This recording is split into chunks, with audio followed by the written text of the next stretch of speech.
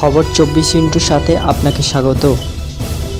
নতুন নতুন খবর জানার জন্য আমাদের চ্যানেলে চোখ রাখুন।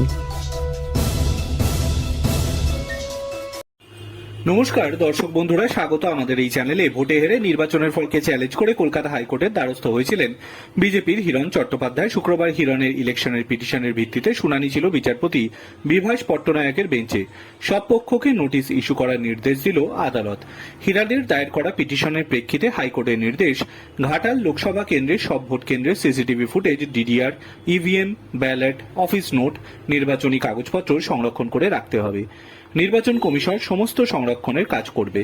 খড়গপুরের বিধায়ক হিরণ চট্টোপাধ্যায়কে লোকসভা ভোটে ঘাটালে প্রার্থী করেছিল বিজেপি। এই কেন্দ্র তৃণমূলের। এখানকার সাংসদ দীপক অধিকারী দেব। ভোটের আবহে বরাবরই দেবে ও তৃণমূলকে নানা অভিযোগে বিদ্ধ করেছিলেন বিজেপি প্রার্থী। জয় নিয়ে আত্মবিশ্বাসী ছিলেন তিনি। তবে ভোটের ফলে দেবের কাছে হারতে হয়েছে হিরণকে। 1,82,000 ভোটে হিরণকে হারিয়েছেন দেব। ভোটে হারার পরই নির্বাচনী কারচুপির অভিযোগ তুলে আদালতে মামলা করেন বিজেপি প্রার্থী। শুধু হিরণই নন, বসিরহাটের রেখা পাত্র, ডায়মন্ড হারবারের অভিজিৎ দাস ববি থেকে আরামবাগের অরূপ দিঘর সকলেই ভোটে হেরে ভোটের ফল নিয়ে প্রশ্ন তুলে আদালতের দ্বারস্থ হন।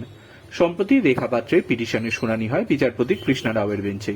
ইভিএম, ব্যালট, সিসিটিভি, ভিভিআর, নির্বাচনী সমস্ত কাগজপত্র সংরক্ষণ করার নির্দেশ দেওয়া হয়। 4 সেপ্টেম্বর এই মামলার পরবর্তী শুনানি হবে। এর মধ্যেই আবার হিরণের মামলায় সেই নির্দেশ দিল কলকাতা হাইকোর্ট। নির্বাচনী কারচুপি নিয়ে মামলা করেন হিরণ। সিসিটিভি ফুটেজের ফরেন্সিক রিপোর্ট নিয়ে আগামী শুনানিতে আলোচনা করা হবে। 6 সেপ্টেম্বর হিরণের মামলার পরবর্তী শুনানি হবে। Bureau report.